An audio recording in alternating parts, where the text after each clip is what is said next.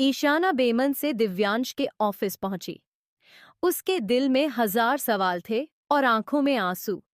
वो जानना चाहती थी कि जो कुछ उसने देखा वो सच था या सिर्फ कोई चाल। दिव्यांश उसे देखकर मुस्कुराया।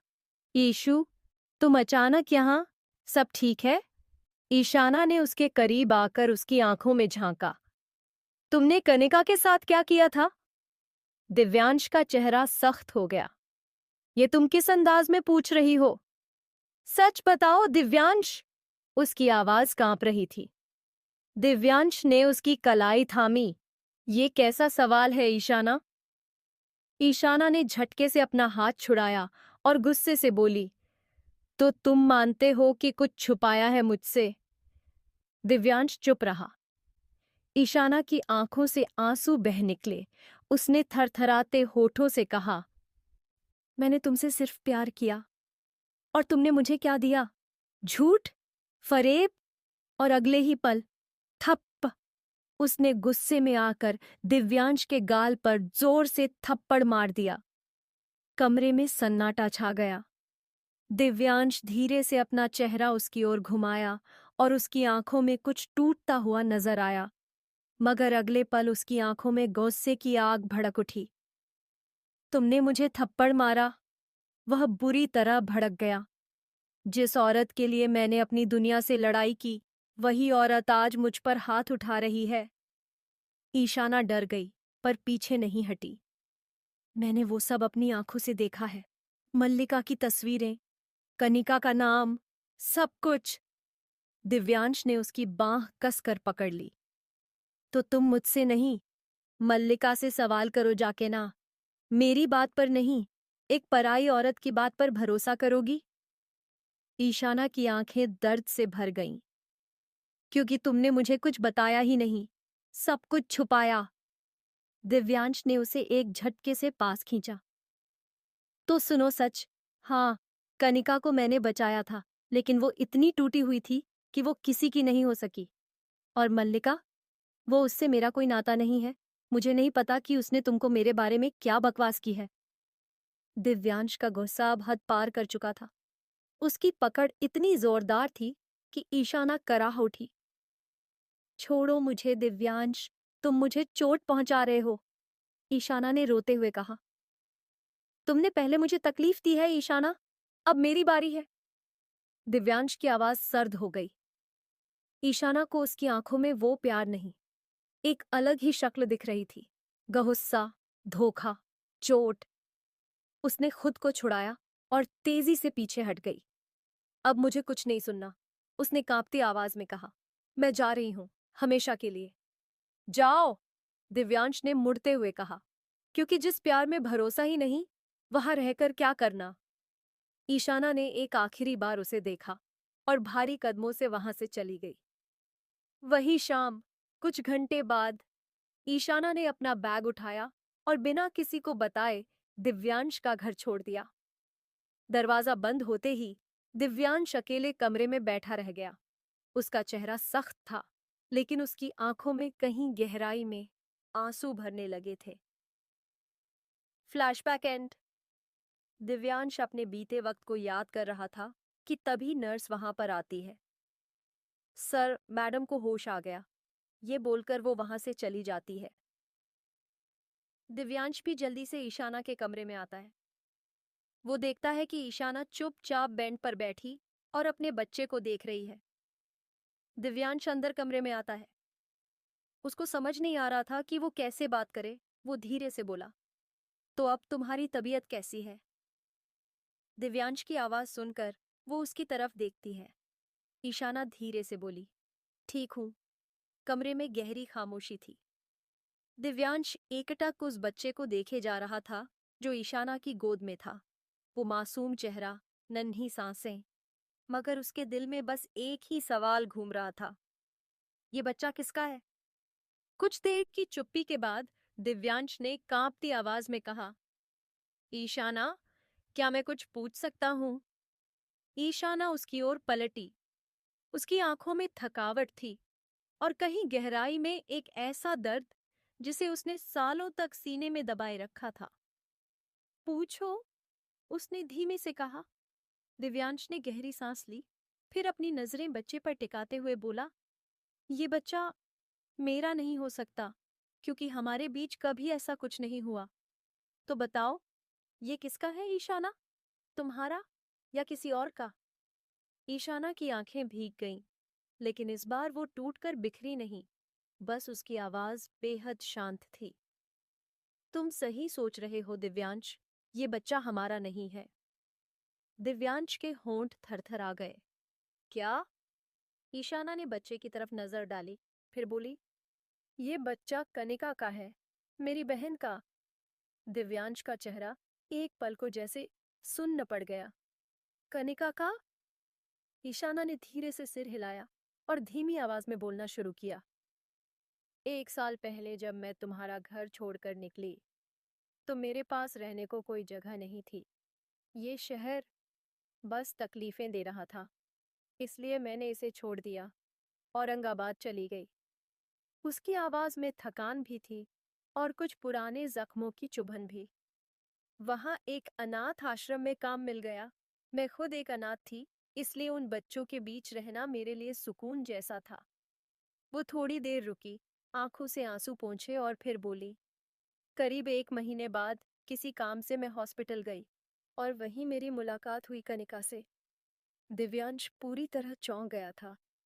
वो टूटी हुई थी, अकेली और बुरी हालत में, प्रेग्नेंट दोनों थी, दरवाजे की तरफ मगर देखते किसी ने हैं, उसे अपनाया जहां नहीं। विराट आंखों में उसने बताया आंसू कि लिए उसके खड़ा साथ था। जो कुछ हुआ, वो अंदर आता है और एक नजर अंश पर डालते हुए बोला, ये मेरा बेटा है, मेरा और कनिका का अंश है। उसने जल्दी से अंश को गोद में ले लिया और उसको जी भरकर चूमने लगा। विराट की बात सुनकर दोनों हैरानी से एक दूसरे की शक्ल देखते हैं। विराट के आंसू खुद ब खुद बहने लगे और वो बोलता है, मगर मुझे नहीं पता था, उसने मुझसे कुछ नहीं कहा। वो बस एक दिन अचानक चली गई थी। मैंने ढूंढा उसे, बहुत ढूंढा, लेकिन कहीं नहीं मिली। दिव्यांश का चेहरा सख्त हो गया। उसकी आंखों में एक सवाल और एक गुस्सा था। अगर ये सब सच है, तो तुमने कभी मुझसे कुछ कहा क्यों नहीं, विराट? मैंने ही कनिका को तुम्हारे घर भेजा था। मुझे लगा था तुम उसकी मदद करोगे, उसका साथ दोगे, लेकिन तुमने मुझे कुछ बताया तक नहीं। क्या मैं इतना अजनबी हो गया था तुम्हारे लिए? विराट ने आंसू भरी आंखों से दिव्यांश की तरफ देखा। नहीं चीफ, ऐसा मत कहिए। मुझे तो ये भी नहीं पता था कि वो प्रेग्नेंट थी। अगर मुझे पता होता तो मैं उसे कभी अकेला नहीं छोड़ता, मैं उसका साथ देता, हमेशा। ईशाना भी अब बोल पड़ी। वो टूट गई थी विराट। सम्राट की जबरदस्ती और मिसकैरेज ने उसे अंदर से खोखला कर दिया था। वो फिर किसी को अपनी तकलीफ का हिस्सा नहीं बनाना चाहती थी। उसने ये बच्चा किसी को बताने के लिए नहीं रखा था, बल्कि अपने अधूरे प्यार की आखिरी निशानी के तौर पर संभाल कर रखा था। विराट जमीन पर बैठ गया, अंश को सीने से लगाते हुए बोला, मैंने उसे बहुत चाहा था, और आज अगर वो नहीं रही तो कम से कम ये वादा करता हूं कि उसके इस अंश को कभी अकेला नहीं छोड़ूंगा। ये मेरी जिम्मेदारी है, और मेरा प्यार भी। दिव्यांश एक पल को चुप रहा, फिर उसके चेहरे पर हल्की सी मुस्कान आई।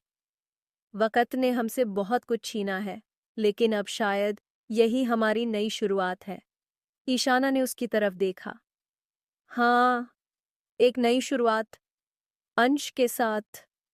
तभी कमरे के सन्नाटे को एक जानी पहचानी आवाज ने तोड़ा। हम भी आ गए, दोस्तों। तीनों चौंक कर दरवाजे की तरफ मुड़े। दरवाजे पर समर्थ और संजीविका खड़े थे। दोनों की आंखों में आंसू थे, लेकिन होंठों पर एक सुकून भरी मुस्कान थी।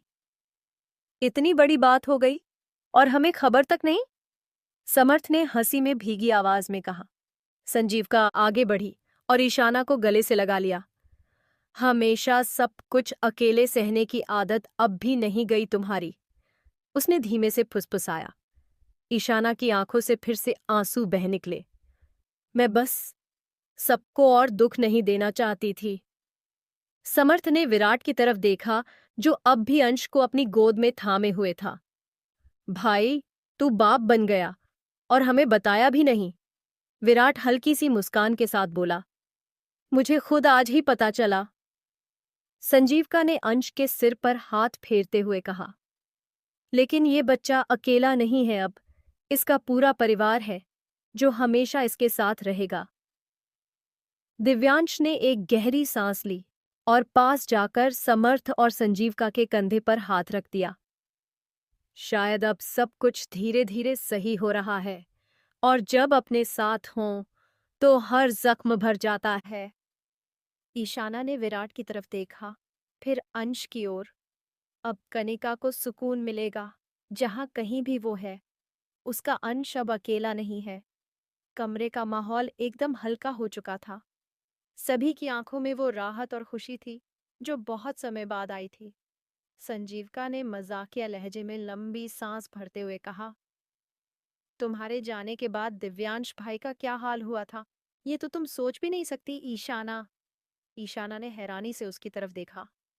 ऐसा क्या कर दिया था इन्होंने? विराट ने झट से जोड़ा। अरे क्या क्या नहीं किया था। कमरे में अंधेरा, पर्दे खींचे हुए, लाइट बंद, और बस बैठे रहते थे एक कोने में। संजीविका ने आंखें नचाते हुए मजे से कहा। और सबसे ज्यादा मजा तब आया जब भाई साहब हमें दिखाने लगे कि वो कितना दुखी है। मतलब इमोशनल डैमेज का लाइव टेलीविजन शो चल रहा था। नाम रख देते दर्द ए दिव्यांश। सब हंस पड़े। दिव्यांश ने मुंह छुपाते हुए कहा, अरे यार, अब इतनी भी ओवर एक्टिंग नहीं की थी। संजीविका ने आंखें तरेरी। नहीं की थी? याद है वो रात जब तुम खिड़की के पास बैठे थे और हाथ में वो पीला पुराना कुर्ता था जो कभी ईशाना ने तुम्हारे लिए खरीदा था? ईशाना हैरान, तुमने संभाल कर रखा था? दिव्यांश हल्की सी मुस्कान के साथ बोला, पता नहीं क्यों, बस लगा जैसे उसमें तुम्हारी खुशबू बची रह गई हो। कुछ सेकंड के लिए सब चुप हो गए। फिर समर्थ ने माहौल को हल्का करने के लिए कहा, और सबसे मजेदार था जब इन्होंने कॉफी छोड़कर कड़वी काली चाय पीनी शुरू कर दी, ये कहकर कि मीठा तो अब जिंदगी में रहा नहीं। सब ठहाका मार के हंसने लगे। ईशाना खिलखिलाकर हंसते हुए बोली, अरे तुम तो निकले पूरे ड्रामेबाज। होल बॉलीवुड एपिसोड चल रहा था तुम्हारे कमरे में। दिव्यांश ने मजाकिया अंदाज में हाथ जोड़ लिए। अब अगर मेरी बुरी किस्मत पे तुम लोगों ने कॉमेडी शो बना ही लिया है तो चलो कॉफी बनाकर लाओ कोई, ताकि मैं अपनी इंसल्ट थोड़ी आसान तरीके से पचा सकूं। संजीविका ने किचन की ओर जाते हुए कहा, आ रही है कॉफी, और इस बार एक्स्ट्रा स्वीट, ताकि जिंदगी की कड़वाहट थोड़ी कम हो जाए। वो सब एक बार फिर साथ थे। हंसी, दोस्ती और पुराने जख्मों को बांटने का ये मौका शायद किस्मत ने बहुत सोच समझ कर दिया था। ईशाना की नजर उस नन्हे अंश पर गई जो विराट की गोद में अब चैन से सो रहा था। उसने दिल ही दिल में कहा, शायद जिंदगी अब धीरे धीरे पटरी पर लौट रही है। शायद अब सब कुछ ठीक हो जाएगा। सब लोग हंसते मुस्कुराते हुए संजीविका के पीछे पीछे किचन की तरफ बढ़ते हैं। संजीविका ने मुस्कुराते हुए सबके लिए कॉफी बनाना शुरू किया और वहीं किचन काउंटर के पास सभी दोस्त इकट्ठा हो गए। माहौल हल्का फुल्का था। कभी कोई झोंक मार रहा था तो कोई पुरानी बातों को याद करके ठहाके लगा रहा था। लेकिन तभी दिव्यांश ने ईशाना की ओर देखा और धीरे से पूछा, ईशाना, एक बात बताओ, तुम यहां कैसे आई? मेरा मतलब, तुम तो शहर छोड़ चुकी थी ना? दिव्यांश की बात सुनते ही ईशाना की मुस्कान एक पल में गायब हो गई। उसका चेहरा सख्त हो गया और आंखों में एक गहराई सी उतर आई। वो धीरे से बोली, हाँ, मैं जा चुकी थी, लेकिन कुछ महीने पहले और तरुण ने मुझे और अंश को किडनैप कर लिया। सबके चेहरों से हंसी एकदम छूमंतर हो गई। संजीविका ने कॉफी बनाना रोक दिया। ईशाना ने गहरी सांस ली और आगे कहा, उन दोनों को लगता है कि उनकी बर्बादी की वजह मैं हूं। अगर मैं तुमसे ना मिलती, दिव्यांश, तो ना उनका बिजनेस डूबता और ना ही उनकी इज्जत। वो थोड़ा रुककर बोली, उनके साथ एक और आदमी था, आर्यन।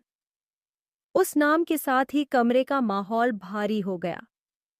समर्थ और विराट एक दूसरे की तरफ देखने लगे और फिर दिव्यांश की ओर मुड़े। समर्थ ने सख्त आवाज में पूछा, आर्यन, तुम पक्की हो? ईशाना ने चौंकते हुए सिर हिलाया। हाँ, वही नाम था। उसकी आंखों में कुछ अजीब सा था, बहुत ठंडा, बहुत खतरनाक, जैसे वो किसी खेल का मास्टरमाइंड हो। सम्राट और तरुण तक उसकी बातों से डरते थे। दिव्यांश का चेहरा सख्त हो गया। उसकी आवाज गूंजने लगी। तो वो वापस आ गया है? ईशाना हैरानी से पूछती है। तुम लोग उसे जानते हो? समर्थ ने जवाब दिया। हाँ, बहुत अच्छे से। आर्यन कॉलेज टाइम से हमारे ग्रुप में था, पर वो हमेशा अलग सोचता था। शातिर, चालाक और हमेशा ताकत और कंट्रोल के पीछे भागता था। विराट ने कहा। जब उसने चीफ के खिलाफ प्लानिंग की थी, हमने उसे ग्रुप से बाहर निकाल दिया था। तभी से वो हमसे नफरत करता है, खासकर चीफ से। दिव्यांश की आंखों में आग सी थी। अब समझ आया कि सम्राट और तरुण इतने सीधे क्यों नहीं लगते थे। वो बस मोहरे हैं। असली खिलाड़ी आर्यन है और उसका निशाना मैं हूं। ईशाना ने धीरे से पूछा। अब क्या करोगे दिव्यांश? दिव्यांश ने सबकी तरफ देखा। उसके चेहरे पर अब डर नहीं था, सिर्फ एक सख्त इरादा। अब आर्यन को यह दिखाना होगा कि हम टूटते नहीं हैं, हम लड़ते हैं। और इस बार कोई रहम नहीं होगा। कमरे का माहौल एकदम गंभीर हो चुका था। आर्यन, सम्राट और तरुण का नाम सुनते ही सबकी आंखों में जैसे आग सी जल उठी थी। लेकिन तभी चुप्पी तोड़ते हुए समर्थ ने मुस्कुराते हुए माहौल बदलने की कोशिश की। समर्थ ने एक हाथ अपनी छाती पर रखते हुए गहरी सांस ली और ड्रामेटिक टोन में बोला, आर्यन और उन 2 कार्टूनों को तो हम देख ही लेंगे दिव्यांश, पर असली सवाल ये है, तू कब अपनी बहन मुझे देगा यार? दिव्यांश और बाकी सब चौंक कर समर्थ की ओर देखने लगे। वो आगे बोला, तेरे दिल के टूटने से पिछले 1 साल से रोज मेरा दिल टूट रहा है। संजीविका ने साफ साफ कह दिया है, जब तक उसका भाई शादी नहीं करेगा, तब तक वो भी नहीं करेगी। संजीविका ने शर्माते हुए उसकी तरफ घूरा। समर्थ समर्थ ने आंखों में पानी लाकर एक्टिंग शुरू की।